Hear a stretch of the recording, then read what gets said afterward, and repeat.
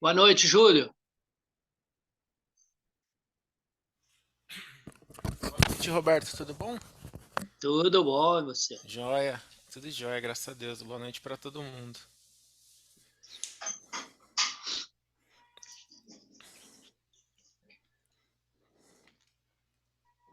Boa noite, irmãos. Boa noite. Boa noite. Julinho, pelo amor, é você hoje? Sou eu. Que coisa maravilhosa. Me Ai, meu faça Deus. pergunta fácil, pelo amor de Deus. Não, Não hoje é vem Boa com, noite. não vem com Boa pergunta noite. cabeluda, pelo amor de Deus. Oi, É vô. verdade, Júlio. Não é Não, não, pode gente? Da deixar. última Gente, foi de lascada a última vez. Só a Rosenda acertou, tá louco. Não, hoje vai ser bem fácil. Ô, gente, antes de começar, vocês tiveram problemas para passar a lição lá no WhatsApp? Eu não consegui passar número 3, não entrou. A um, a 2 entrou, a 3 eu não consegui, Júlia. Você fez? Você sabe de alguma coisa? Se teve algum Não sei. problema? Não sei. Ô, pastor, não foi má José, vontade, não. não entrou como assim? O link não entrou? Não, eu entrei o link, eu fiz a primeira pergunta, eu fiz a resposta certinho, a segunda resposta certinho, mas na terceira ele não aceitou a minha resposta, ele aceitou só o número, porque eram três respostas, um, dois, três, eu só consegui a primeira. Parece que esgotou o espaço. Credo, Estranho, né? nunca ouvi falar disso, É. é estranho. Eu tentei Estranho. 2 vezes, não consegui. Eu vou tentar amanhã, vai que, né? Amanhã ele tá bonzinho. Aí eu vou tentar de novo, porque hoje não consegui de Ah, jeito nenhum. mas é da aula 3, né? Eu vou dar uma verificada. É, da última aula. Ah, da última? Da Então, eu acho última. que é E 6. É Tá. seis ou sete? é a Seis, aula acho, né? 6, isso mesmo. É. A aula 6, a terceira resposta, a número 3, que a gente tinha 3 coisas para dizer, eu só consegui dizer uma, porque não aceitou o resto das minhas respostas. Realmente não entendi. Vou dar uma Também não. olhada. Enfim, tá bom, Obrigado pastor. por Obrigada e informar. desculpa, viu? Não foi má Imagina. vontade. Vai ser levado em consideração a dificuldade técnica. Ai, que bom. Obrigada.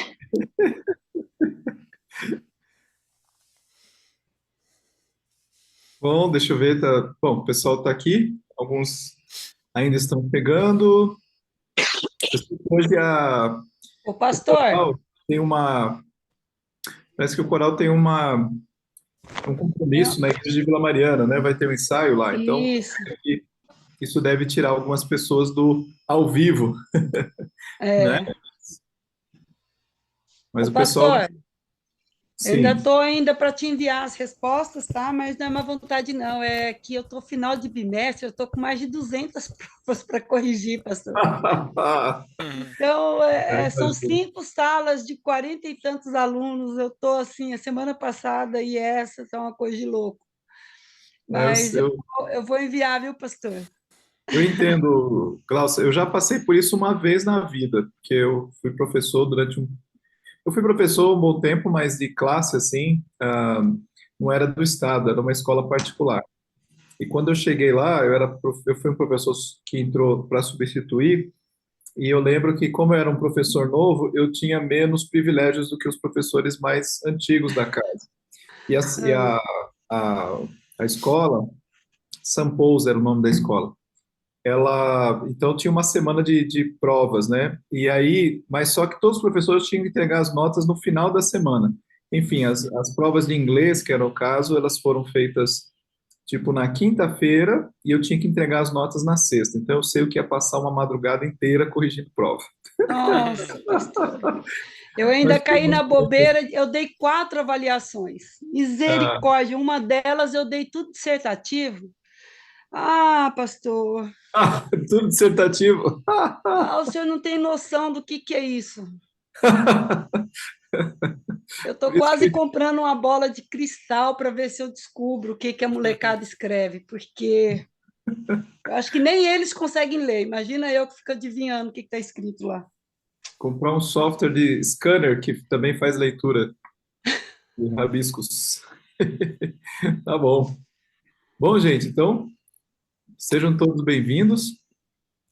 Queria cumprimentar a Jane, que está fazendo aniversário hoje. Jane, parabéns, Deus te abençoe.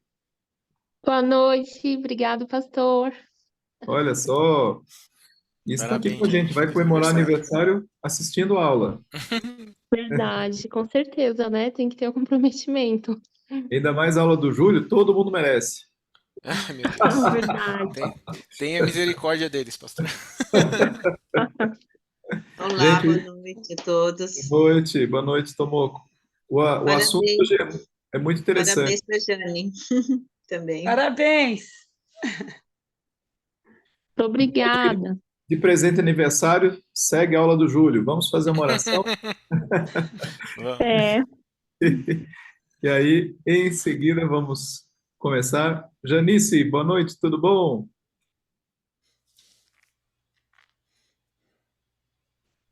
Boa noite a todos, boa noite, pastor. Boa noite, irmãos. Tudo Boa bem, noite. graças a Janice, Deus. você gostaria de fazer esta oração para a gente iniciar? Posso sim. Por gentileza. Senhor, meu Deus, meu Pai, Deus eterno, Deus soberano, Deus de amor e de bondade, eu te louvo, Senhor, e te agradeço por mais um dia, Senhor, e também por estarmos aqui reunidos para aprendermos um pouco mais de Ti, Senhor. Eu te peço, Pai amado e Pai querido, para que o Senhor venha tornar as nossas mentes cativas a Ti neste momento, Senhor, para que nós possamos aprender, Senhor, tudo aquilo que o Senhor tem para nós, Senhor. Eu sei que o Senhor tem uma porção para cada um de nós, e o que o Senhor venha nos abençoar, Senhor. Te peço, Pai amado e Pai querido, para que o Senhor agora tome o Júlio nas tuas mãos, Senhor, que seja o teu Santo Espírito também a falar com ele, a dar revelações neste momento, Senhor, para ele trazer ensinamento para nós. Que nós possamos, Pai, aproveitar cada minuto nesta aula, Senhor, porque é prazeroso para cada um de nós, Senhor, estarmos aqui para podermos aprender um pouco mais de Ti. Eu oro e te agradeço no nome santo e poderoso do Teu Filho amado Jesus Cristo. Amém. Amém. Amém. Amém. Boa aula, Júlio. Deus abençoe. Amém, obrigado. Bom, vamos lá, gente. Hoje a gente vai começar a falar um pouquinho sobre a interpretação histórica da Bíblia. Tá? Então esse estudo vai ser dividido em duas partes. Hoje a gente vai falar um pouquinho da primeira parte. Bom, peraí. Aqui. Os livros que eu usei para esse estudo são esses três aí, tá? Então, o livro do Berkhoff, que vai estar no capítulo 6. A parte que está no livro do Berkhoff a gente vai ver um pouco mais na semana que vem, tá? Esse outro livro aí, Convite à Interpretação Bíblica, capítulo 1, e o livro do Nicodemos, a Bíblia e seus intérpretes, no capítulo 6. Então, hoje a ideia é a gente tentar conceituar esses dois métodos de interpretação, o método histórico crítico e o método histórico gramatical. Tá? São duas formas diferentes de entender e interpretar a Bíblia. Tá? Então a gente vai tentar estudar um pouquinho cada um deles e ver as características de cada um. Tá? Mas antes de chegar nesses dois métodos, a gente vai precisar fazer um panorama histórico. E para isso eu vou precisar falar de algumas coisas que o pastor já falou na aula passada. Tá? Então eu vou tentar ser breve e ser bem sucinto, tá? Eu não vou me aprofundar tanto quanto o pastor fez na semana passada. Mas eu vou precisar passar por vários dos tópicos que o pastor falou na aula passada. Então, antes disso, a gente precisa definir o que é método. Então, método vem do grego, é a junção de duas palavras, meta, que significa depois ou atrás, com odos, que significa caminho ou rota. Então, a palavra método está relacionada à ideia de seguir um caminho para alcançar um objetivo. Então, se a gente está falando aqui de um método para interpretar a Bíblia, né, a gente está falando de um caminho para chegar ao objetivo que é entender o que está escrito na Bíblia. Tá? Então, isso é uma definição de método para ajudar a gente aí a entender esses dois termos aí, esses dois caminhos que a gente vai tentar entender agora. Tá? E para que serve esse método, né? A gente já falou um pouquinho, mas o método serve para ajudar na sistematização do estudo e da exegese das passagens bíblicas. Então, tanto o método histórico crítico como o método histórico gramatical são caminhos que a gente usa, perdão, para chegar à interpretação de um texto, no nosso caso, o texto bíblico. Tá?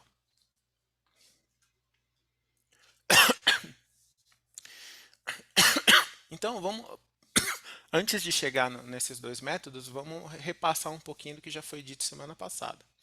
Né? Como que era feita a interpretação antes da reforma? Né? Antes da reforma,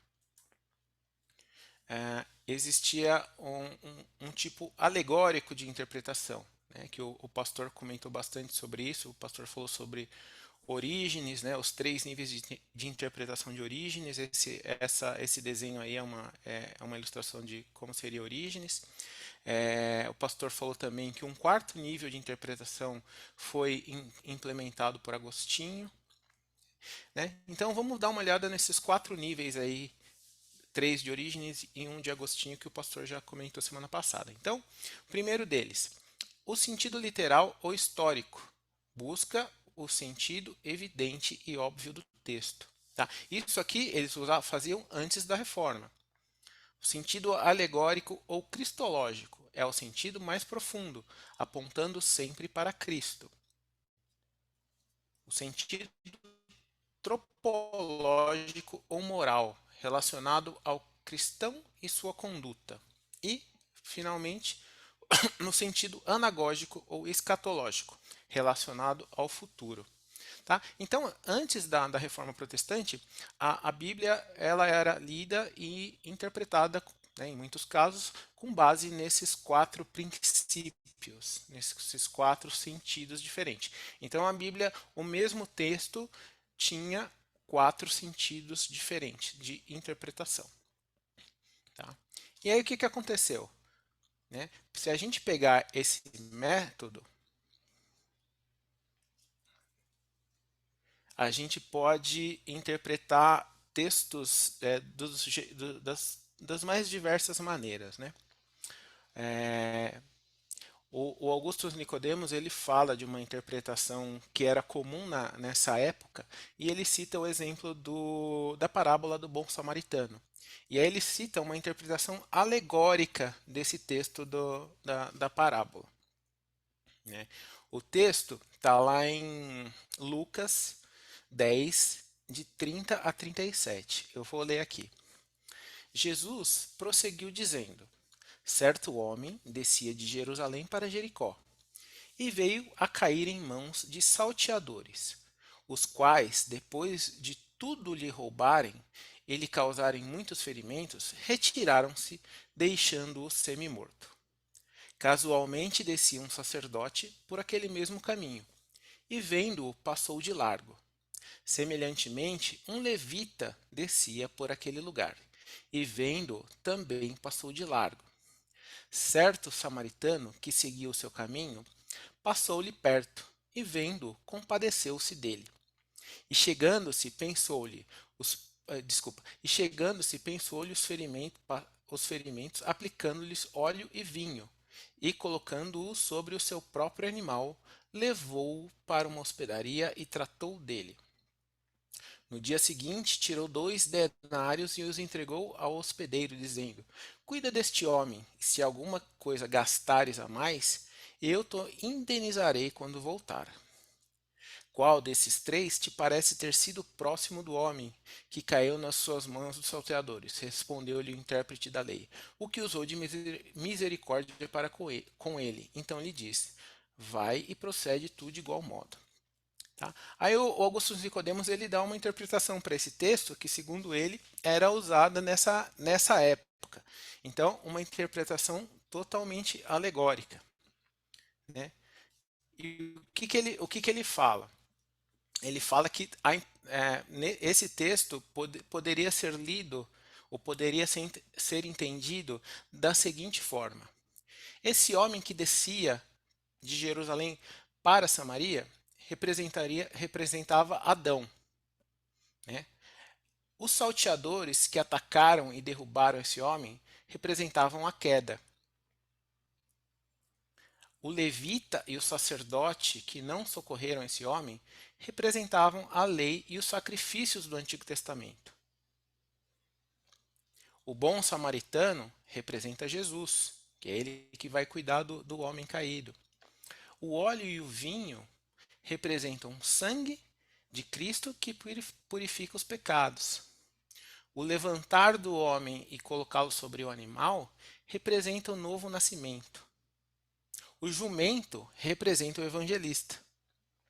A estalagem é a igreja, o dono da estalagem o pastor, as duas moedas, o batismo e a santa ceia, e o cuidar até que eu volte, a segunda vinda de Cristo.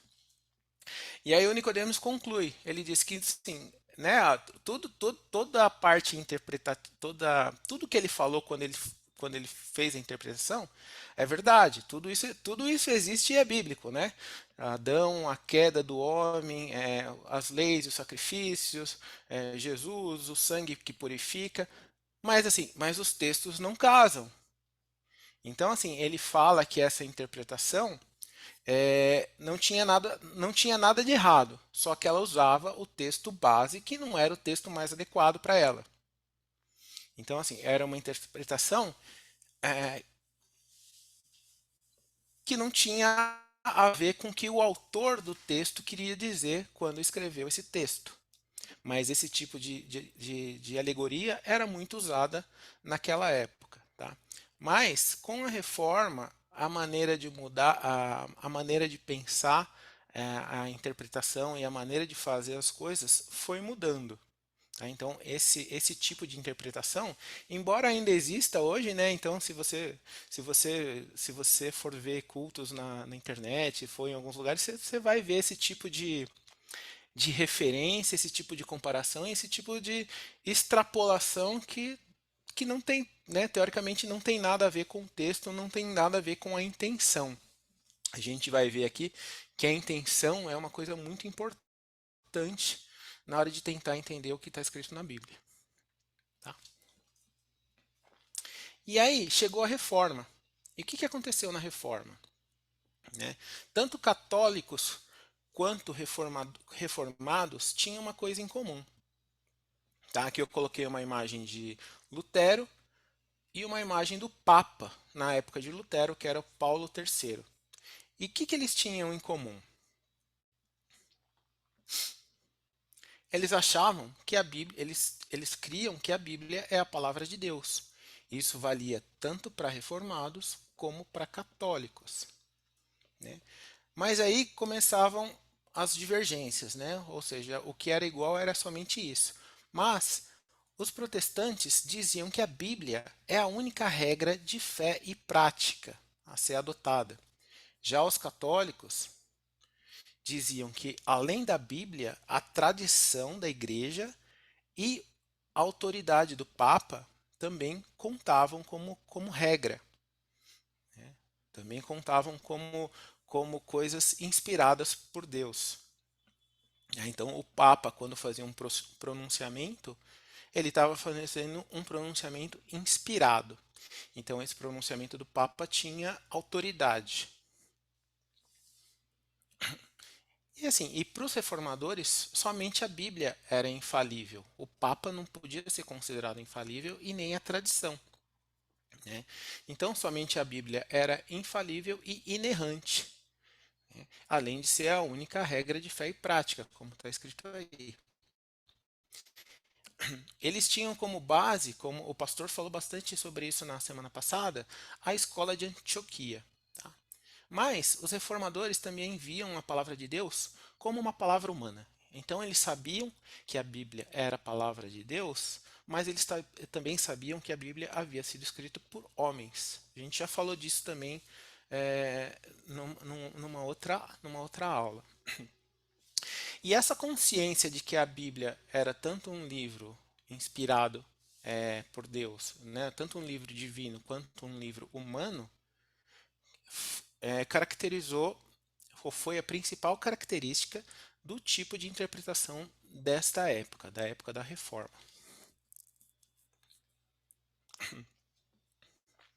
Então, o que os reformadores viam, né? Eles viam a Bíblia como um livro divino e humano. E como que se interpreta um livro assim? Né? Um livro que ao mesmo tempo é divino e humano. Né? Eles tinham essa visão de que Deus usou pessoas e que inspirou essas pessoas para que elas pudessem escrever a vontade dele nesse conjunto de livros que a gente chama de Bíblia. E aí, usando as palavras de Calvino para tentar definir como a gente interpreta um livro assim, né, é orar e labutar. Ou seja, orar para que Deus nos dê entendimento de sua vontade. E labutar. E o que significa labutar? Né? É trabalhar, é estudar para conhecer a Bíblia, né, em todas as suas nuances. Né? E a gente vai, ao longo do tempo aqui, a gente vai estudar um pouquinho de cada uma delas. Né?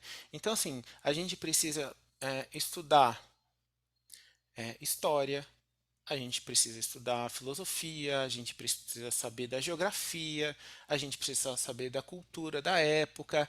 Então, assim, todo tipo de conhecimento que for útil para nos trazer luz na hora de ler e interpretar um texto bíblico deve ser buscado.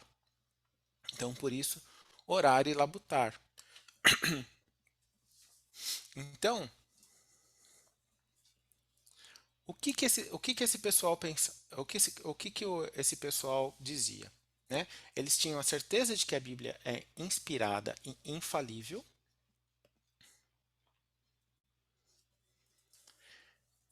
Eles tinham a certeza também de que Deus tinha usado seres humanos inspirados por ele para escrever esse livro. E aqui uma outra coisa. Eles também diziam que o texto bíblico tem apenas um sentido. Como a gente viu naquela interpretação que o Nicodemos comenta sobre a parábola do bom samaritano, né? Aquele texto tinha dois sentidos. Né? Tinha um sentido do que estava acontecendo lá no caminho de Samaria e um sentido que o intérprete lá da Idade Média trouxe para ele, ligando aquilo a Cristo. Né? Mas depois disso, no período da Reforma, eles entendiam que não, que o texto bíblico tem apenas um sentido. E esse sentido, aí tem uma coisa bem importante. Esse sentido qual é esse sentido? Esse sentido está na intenção do autor. Então, quem dá sentido para o texto bíblico nesse período é o autor. E esse autor é humano. Então, como que um autor humano pode dar sentido para um texto bíblico? Né? Isso só pode acontecer porque esse autor humano é inspirado por Deus. Então, essa inspiração divina faz com que a intenção do autor humano coincida com a intenção de Deus. Sem a inspiração divina, essa coincidência de intenções não seria possível. Tá? Então, eles tinham essas bases aí, que eram os fundamentos da forma de interpretar a Bíblia naquela época. Né? Mas assim, eles não tinham só certezas, eles tinham vários questionamentos também. Né? E um deles, que o pastor também comentou na semana passada, é esse aqui. Ó.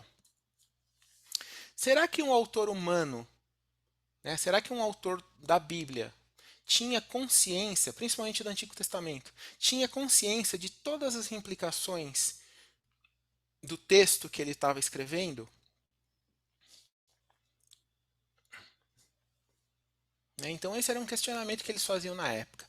Ou seja, será que quando o autor estava escrevendo o texto, ele sabia, quando um profeta estava escrevendo um texto, ele sabia que aquela profecia poderia ser cumprida nos tempos dele e depois em tempos futuros muito longínquos, né? Como o pastor comentou sobre profecias que têm duplo cumprimento, será que ele tinha consciência disso? Né? Muitos acham que sim, alguns acham que não. Tá? Mas quer ver? Vamos pegar um exemplo também que foi um exemplo que o pastor citou na semana passada, que está lá em Oséias 11:1, que está escrito assim: Quando Israel era menino, eu o amei, e do Egito chamei meu filho. Né? Aqui, provavelmente, Oséias está se referindo à saída de Israel do Egito. Aí a pergunta que fica é: será que ele sabia que esse texto também seria usado no futuro para se referir ao Messias? Como está escrito lá em Mateus 2,15, que diz assim: E lá ficou até a morte de Herodes, para que se cumprisse o que fora dito pelo Senhor, por intermédio do profeta: Do Egito chamei o meu filho. Então, Mateus usa esse texto de Oséias para se referir a Jesus. Né? Então, será que Oséias tinha consciência dessa dupla aplicação do texto que ele estava escrevendo na época? Né? De novo, tem muita gente que diz que sim e tem outros que dizem que não.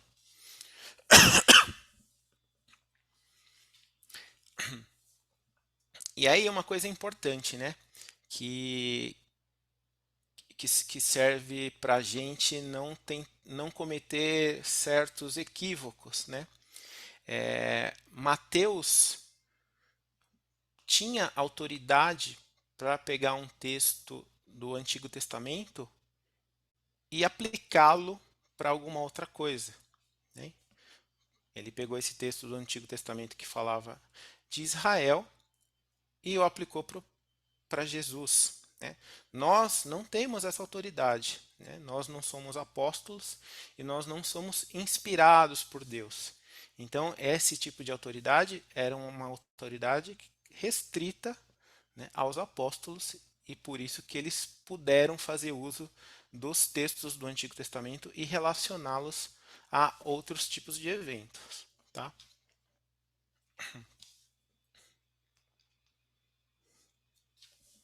Então, isso aqui, se a gente resumir isso aqui, o grande objetivo dessa época era entender a intenção do autor. Se eles entendessem o que o autor estava querendo dizer, ficava muito mais fácil entender o texto. Então essa era a chave principal para abrir todo o significado do texto, entender a intenção do autor. Tá? Aí depois da reforma, esse método, né, de interpretar usado pelos reformadores, que até então aparentemente não tinha um nome definido, mas ele ganhou o nome de método histórico gramatical. E esse método foi usado pelos puritanos e por muitos outros grupos teológicos, né, e cristãos, e também foi usado por aqueles que escreveram as grandes confissões de fé da igreja, incluindo a Confissão de Fé de Westminster. Tá? Então, todos esses textos, esses comentários, essas confissões de fé foram escritos com base nesse método chamado histórico-gramatical. Tá? Então, isso aqui foi logo depois da Reforma. E aí, o que acontece depois da Reforma? O que né, na história? O que vem depois desse tempo? Vem o Iluminismo. E o que é o Iluminismo? Né?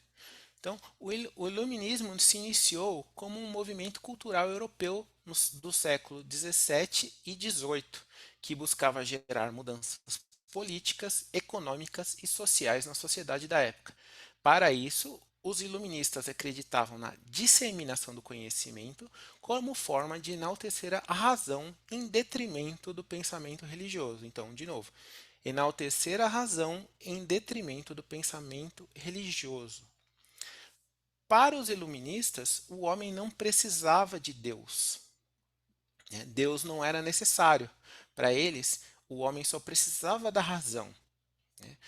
Era a razão que levava o homem à salvação ou ao conhecimento da verdade com V maiúsculo. tá?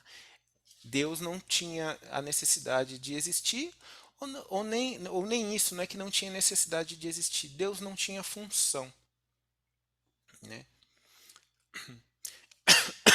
E aí, com o tempo, ideias religiosas foram se associando ao iluminismo, e eles criaram um novo movimento chamado deísmo.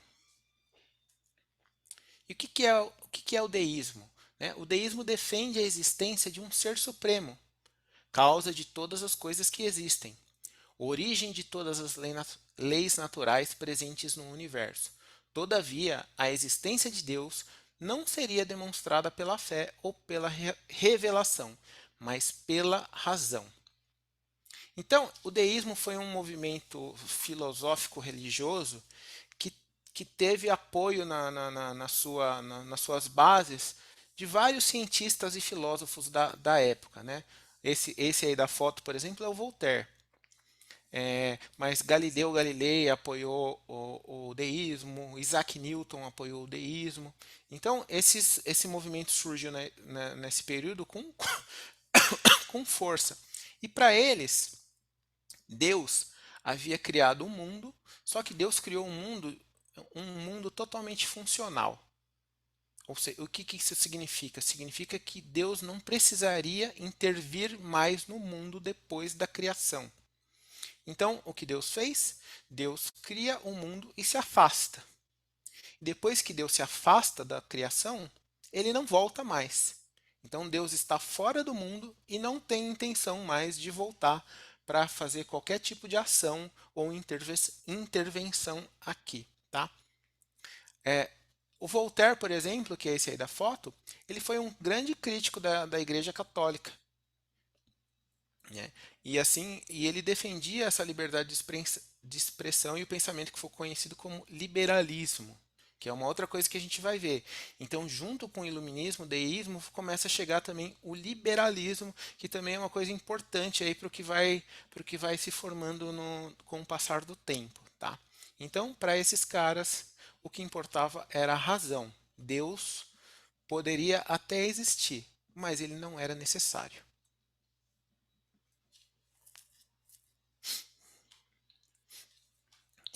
E aí, assim, se Deus criou um mundo e foi embora, e o mundo está à sua própria sorte, e os textos e a Bíblia foi escrita depois da criação do mundo, ou seja, quando Deus já tinha ido embora,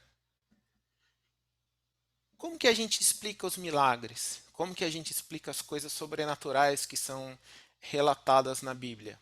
Né? Isso começou a chamar a atenção desse pessoal, né? E eles começaram a pensar em respostas para essas perguntas, né? Então, qual a origem das histórias dos milagres, já que Deus não está mais no mundo e não age mais no mundo? Né? Como que os mortos ressuscitam? Como que um homem consegue andar sobre as águas? Né? Como que os pães são multiplicados? Como que um aleijado volta a andar? A Bíblia está cheia de milagres.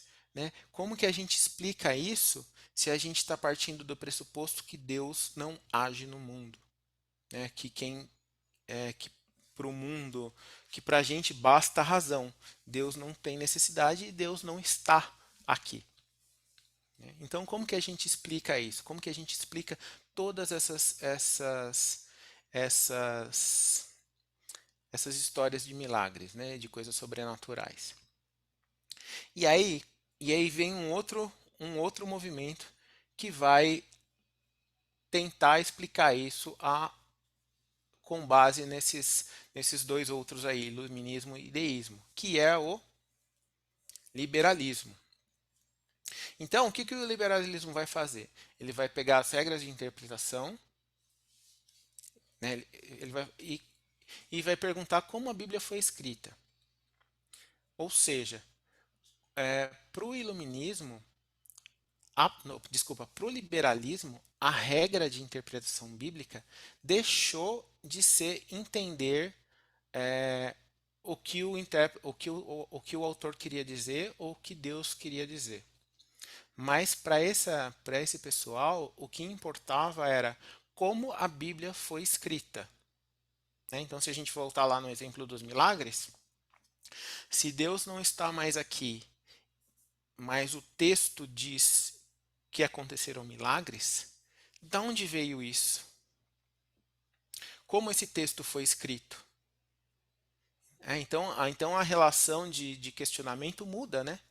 Então a gente não, eles não queriam mais saber é, entender o que estava escrito, mas entender o porquê foi escrito e como foi escrito, né?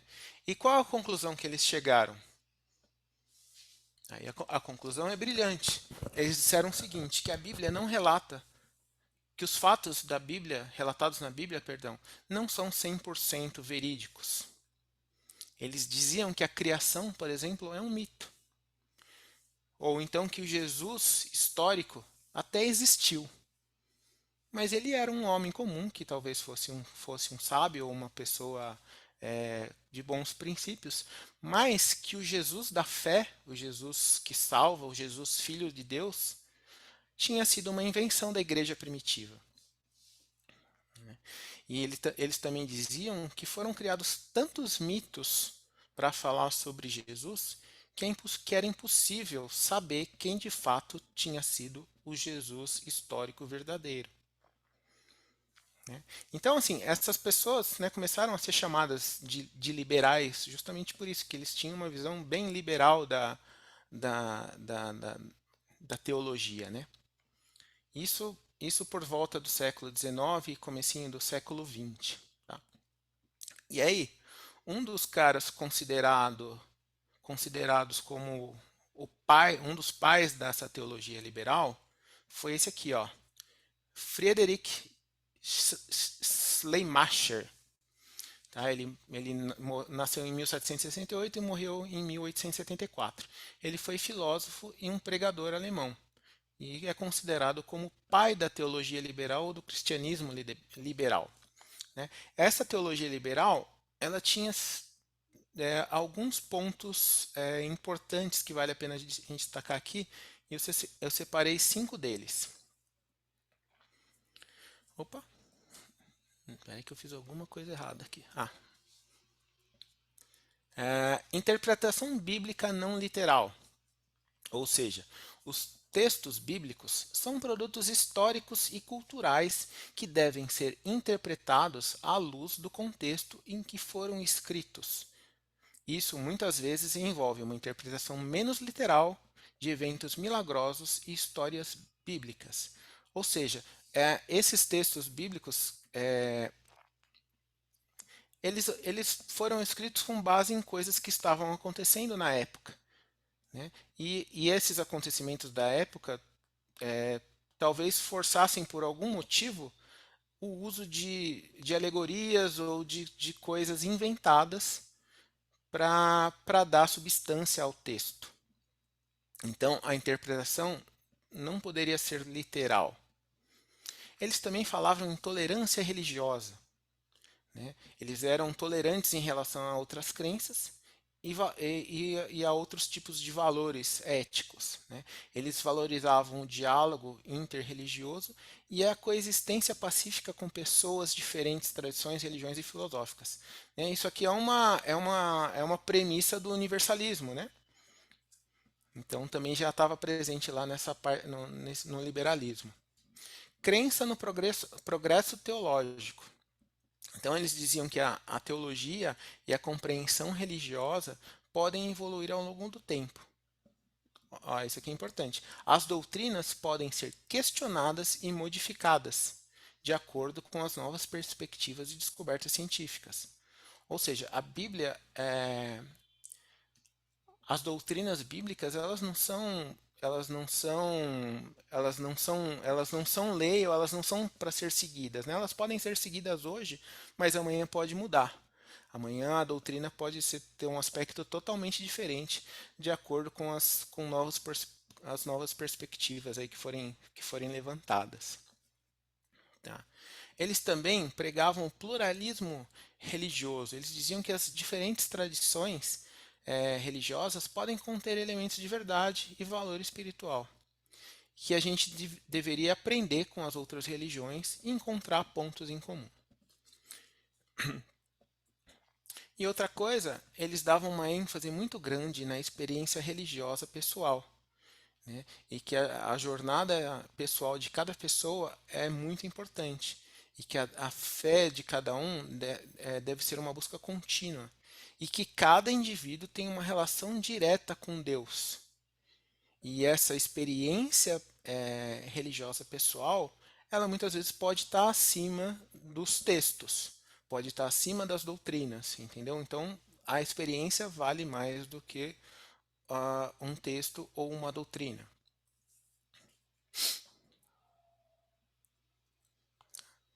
E aí, eles diziam também que a interpretação feita pelos reformadores, por exemplo, era uma interpretação viciada, né? Por quê? Se a gente já lê a Bíblia com a convicção de que ela é a palavra de Deus, a gente não vai buscar erros, né? A gente vai buscar lições, a gente vai buscar entendimento, a gente vai buscar outra coisa, e não erros. Então eles diziam que a nossa premissa inicial para a leitura bíblica estava errada, né? Porque a Bíblia tem que ser lida com viés científico e com o olhar da razão, e que a Bíblia poderia e com certeza continha erros. E esses erros precisariam ser levantados, né? Aí um outro exemplo também que o Augusto Nicodemos dá, ele fala da cura do cego em Jericó, né? Essa cura ela é relatada em 3 evangelhos, né? Um dos evangelhos diz que Jesus curou o cego na entrada da cidade de Jericó. Outro diz que Jesus curou esse cego na saída da cidade. E outro diz que Jesus curou 2 cegos. E aí como que a gente resolve isso, né? Será que Jesus curou na entrada, na saída? Jesus curou 1 ou 2? Né? Como que a gente entende um texto desse tipo, né? E a Bíblia, assim, a gente vai ver que se a gente for analisar, a Bíblia tem outros textos que não se harmonizam perfeitamente a uma primeira leitura, tá? E como que a gente faz para entender isso? Será que um ou mais evangelistas escreveram coisas erradas ou escreveram coisas que não aconteceram, né? Para os liberais, sim. Para os liberais, sim, né? O texto era escrito conforme o local e o que estava acontecendo naquele local e a motivação que o autor tinha para escrever. Então, sim, cada um poderia ter uma motivação diferente e escrever o texto de forma diferente e criar a sua própria narrativa.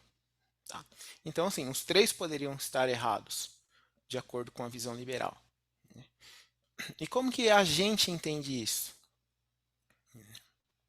É aí que entra outro método de estudo, que é o método histórico-gramatical. Então, o que diz aqui? O método histórico-gramatical é uma abordagem hermenêutica que se concentra na análise do texto bíblico, levando em consideração seu contexto histórico, cultural, linguístico e gramatical. Esta abordagem busca entender o significado original das escrituras, levando em conta as circunstâncias em que foram escritas e a intenção do autor. Tá? Esse método histórico-gramatical ele tem as seguintes características, né? Ele analisa o contexto histórico do texto. Eu vou voltar na história dos cegos, tá? Ele analisa o contexto histórico do texto. Então, assim, ele valoriza a compreensão e o entendimento histórico em que o livro da Bíblia foi escrito. Então, assim, isso envolve o que estava acontecendo na política, o que estava acontecendo na sociedade, na cultura, e em todos os aspectos da época, né? O contexto cultural, né? Então, isso também tem que ser levado em conta. Compreender as tradições daquela região, os costumes, as práticas religiosas, né? Os valores da sociedade em que esse texto foi escrito, tudo isso também tem que ser levado em conta de acordo com esse método. Contexto linguístico. Conhecer as línguas originais em que os textos foram escritos, ou seja, o hebraico, o aramaico, o grego, conhecer a gramática de cada um desses idiomas, conhecer o vocabulário comum, né, conhecer as palavras, ter uma compreensão apurada de cada uma dessas palavras e como que elas se relacionavam quando formavam frases. Então, isso também tem que ser levado em conta de acordo com esse método. Interpretação literal, né? No outro método, a gente viu que a interpretação era alegórica. Esse método fala de interpretação literal. E o que isso quer dizer, né? A, a Bíblia deve ser interpretada literalmente sempre que possível. Ou seja, a gente tem que entender que o autor original do texto, ele pretendia dizer alguma coisa com esse texto. Tá?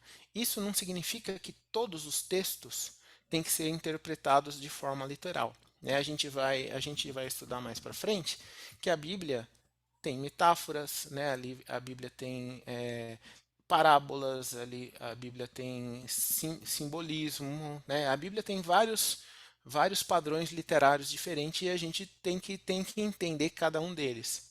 Mas, por exemplo, uma carta, né? Uma carta de Paulo, não é um livro simbólico, é uma carta. Então, os ditos de uma carta, né, têm que ser interpretados de forma literal, né, na maioria das vezes. Outra coisa, harmonização. Né? Esse método busca uma harmonização entre aparentes contradições da Bíblia, presumindo que a Escritura não se contradiz. Né? Como se a gente voltar lá para o exemplo dos cegos. Se a gente lê a uma primeira vez e a gente não tem convicção de que a Bíblia é a palavra de Deus, e como palavra de Deus ela não pode ter erros, a gente vai dizer, um deles errou ou dois deles erraram, né? Ou os três erraram. Então isso acaba vindo automaticamente na nossa mente. Então a gente precisa ter consciência de que a Bíblia é a palavra de Deus e que não há erros na palavra de Deus. Há erros no nosso entendimento, não na palavra de Deus. Outra coisa, reconhecimento da progressão histórica. A revelação não foi dada de uma só vez, né? Ela foi dada ao longo dos séculos e ela vem se desenvolvendo desde então. Então, o ensinamento, a compreensão, a teologia vem sendo um campo de estudo e vem havendo progressos e vem havendo nesse sentido, né? E as coisas vão evoluindo e a Bíblia vai ficando mais clara conforme se estuda mais. Uso de recursos hermenêuticos. Então, esse método também enfatiza o uso de léxicos, de dicionários, de gramáticas, de comentários e toda a ferramenta que existe e que é possível de ser usada para melhor entender o texto. Né? Voltando mais uma vez para os cegos, né? A gente não pode dizer que tem erro em algum dos relatos. Os 3 relatos estão perfeitamente corretos. Mas como assim, né? Se os relatos são diferentes? Uma explicação possível é que cada escritor estava numa posição diferente e viu a coisa de uma forma diferente. Mas tem outras explicações. Talvez nenhuma dessas explicações seja satisfatória. Mas o fato de a gente não ter uma resposta satisfatória para essa aparente contradição não quer dizer que essa resposta não exista. Né? O que acontece é que a gente não tem toda a informação. Então, sim, mas a gente tem a informação e a gente tem que ter a certeza de que a Bíblia é a palavra de Deus. E como palavra de Deus, não pode ter erros nela.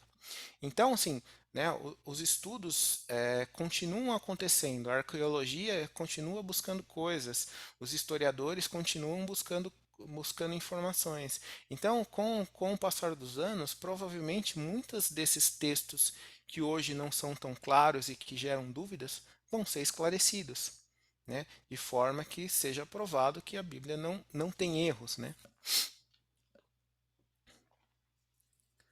E, mais uma coisa, nesse... Peraí. Só um pouquinho. E aí, esse método começou a criar muitas controvérsias, né? E aquele pessoal lá do liberalismo resolveu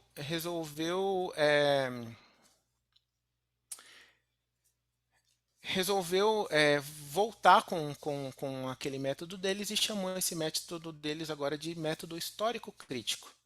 Então, foi um aprimoramento, né? Então, e nesse método, o intérprete se coloca como o senhor da Bíblia.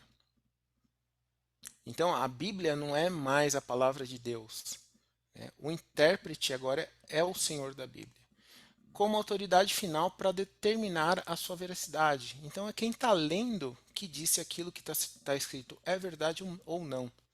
Tá? Então, aqui a gente estava falando do histórico gramatical e agora o histórico crítico, que é uma resposta ao histórico gramatical, uma resposta liberal ao método histórico gramatical. A razão humana se sobrepõe à revelação divina. Então, a nossa razão é maior do que a revelação de Deus. E com o argumento de que o texto e seus autores são historicamente condicionados. Ou seja, o ambiente em que o autor está vivendo e o tempo histórico em que ele está vivendo condiciona ele a escrever de um jeito ou de outro, de acordo com as circunstâncias, tá?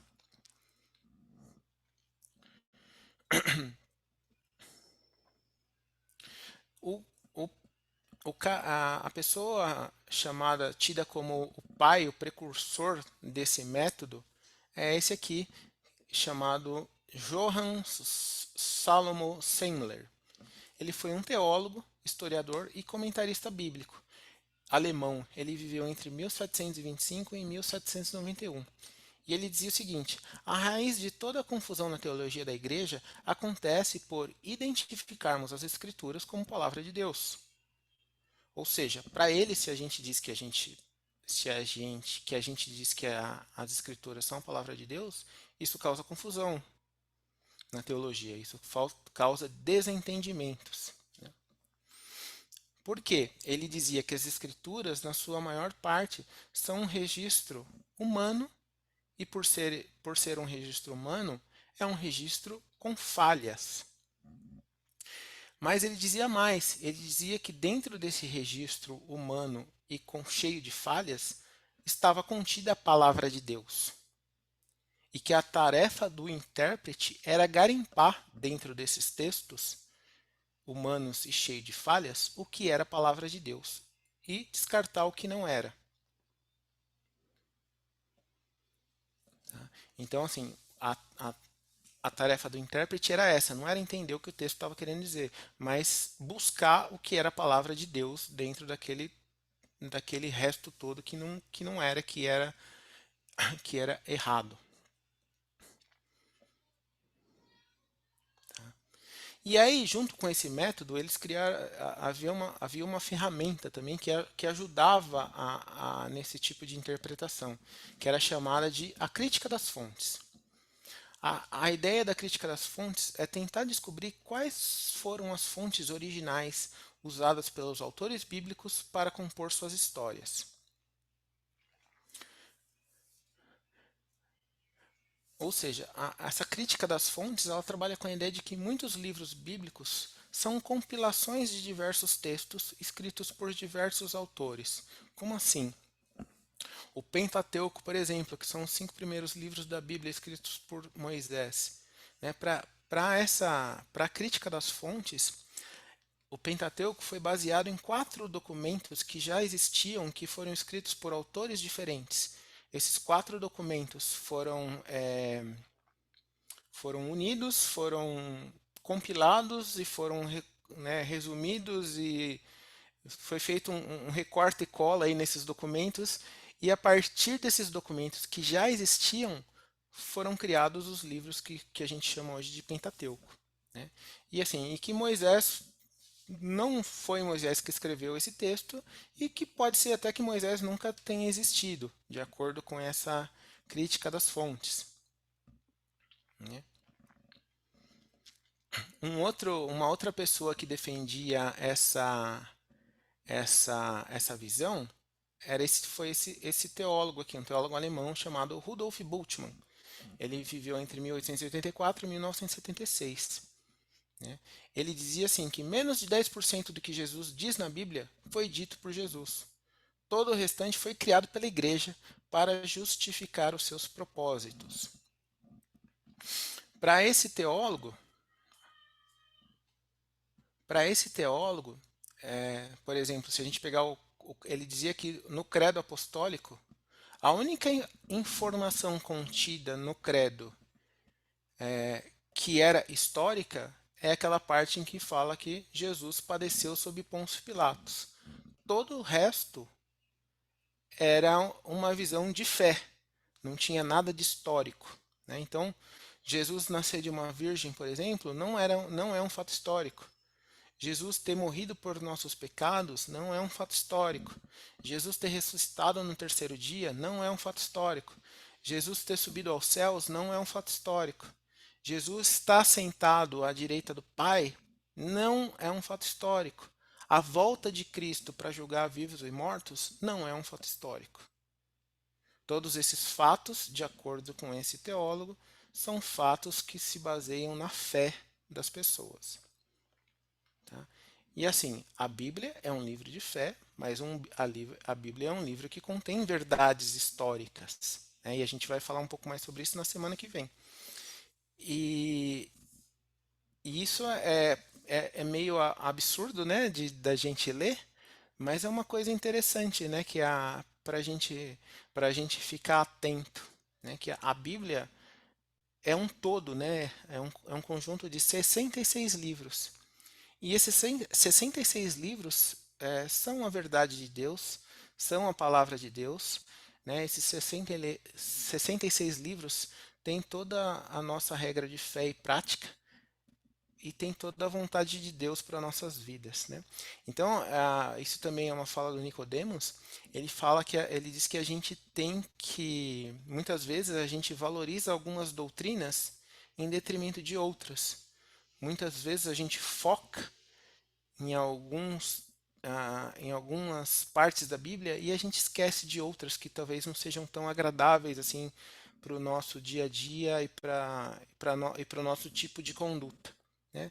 Mas a gente não pode esquecer disso, que a Bíblia toda é a palavra de Deus, porque senão a gente cai no mesmo erro desse teólogo aí, né? A gente fala que tantos por cento do que está na Bíblia é verdade. E o resto, não. O resto é questão de fé, da fé de cada um. Então, é relativo. Pode ser verdade ou não, dependendo da sua crença.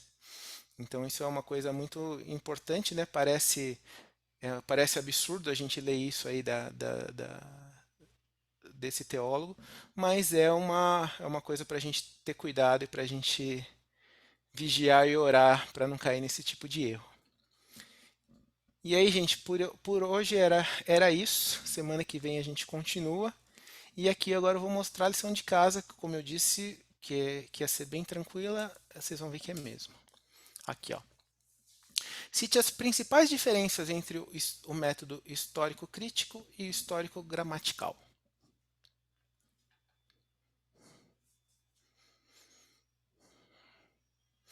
E hoje cumpriu o horário. Pastor, tá por aí? Foi Brit, hein, Júlio? Hoje foi. Em homenagem a Tomamos até um Rodena, chá. que está indo para lá.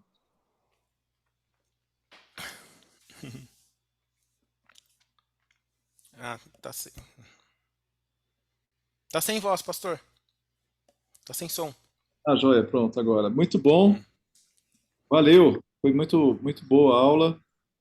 E é interessante como você falando do Semler, como a visão dele ainda continua viva e forte nos nossos dias. Quer dizer, forte assim, ganhando espaço, né? Quanto pessoas defendem essa visão de que a Bíblia ela não é a palavra de Deus, mas contém a palavra de Deus. E só que no momento em que você define que alguma parte da Bíblia não é palavra de Deus, começa então a escolher o que é e o que não é. Logo, é como você disse, né? O homem se torna o fator de julgamento. Não é a Bíblia que nos julga, mas é o homem que julga a Bíblia. E aquilo que ele acha que não é legal, ele simplesmente retira de lá. Né? Existe sempre a temática da questão da sexualidade, que né, tem pastor aí, né, conhecido, que fala que a Bíblia precisa passar por uma releitura, uma reinterpretação e Uma tal, atualização. uma atualização, exatamente. É base essa ideia.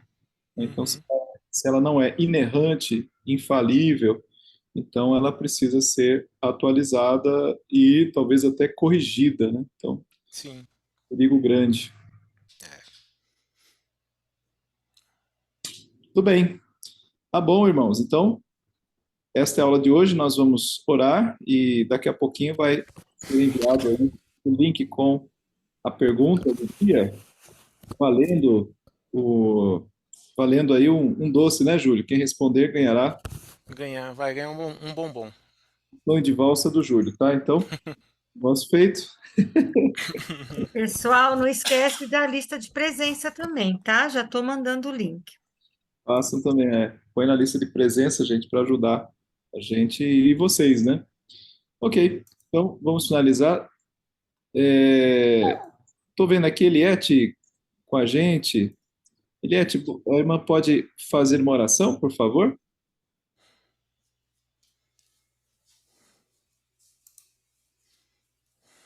Nós não estamos ouvindo não estamos com seu áudio. Embora pareça que o seu microfone está ligado. Então, ainda não estamos ouvindo. É celular?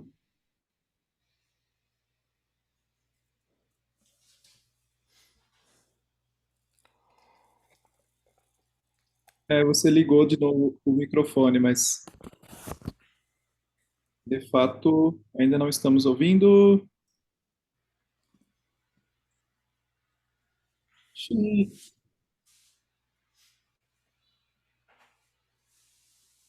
Não tem jeito, Eliette. Eu acho que se não fizer a oração em Libras, então não vai ter como. Mas então eu vou pedir para a Débora. A Eliette fica de orar semana que vem, então, tá bom? Assim que ela tiver a joia, assim que ela tiver o som dela de volta. Então, Débora, faça uma oração, por gentileza. Senhor, nós te agradecemos por mais essa oportunidade que temos, Pai, de aprendermos das tuas coisas. Senhor, torna-nos cada vez mais responsáveis por aquilo que temos aprendido, Jesus. Que possamos estar orando por aqueles que ensinam a tua palavra, por aqueles que compartilham as tuas verdades, que eles fiquem firmes naquilo que vem de ti, Pai, e que nós também estejamos firmes naquilo que temos aprendido, que a tua palavra é única, que a tua palavra é suficiente, que a tua palavra é tudo o que nós necessitamos para entendermos de ti e cumprirmos a tua vontade. Obrigada pelo Júlio, Pai, que mesmo não estando bem, mesmo tendo tido problemas essa semana, que conseguiu estar conosco e nos dar, Senhor, tantas informações valiosas, Pai. Obrigada por ele. Ajuda cada um de nós, Pai, que fiquemos firmes e que possamos dar conta das nossas responsabilidades todas, principalmente porque fazemos todas as coisas para Ti. Em nome de Jesus, nós pedimos e agradecemos. Amém. Amém. Amém. Então, queridos, que cada um possa se manter firme aí na sua posição e estudando a palavra de Deus. Nós estamos só no início, hein? Isso da nossa viagem. Bem, boa noite. Boa noite, gente. Tchau, Muito tchau. obrigada, Júlio. Obrigada, Obrigado a Boa vocês. noite, pastor. boa Abração, noite. Tchau, gente. tchau. Boa noite. Boa noite Boa a noite, todos. pessoal. Obrigada. Tchau. Boa noite. Tchau, Zezé.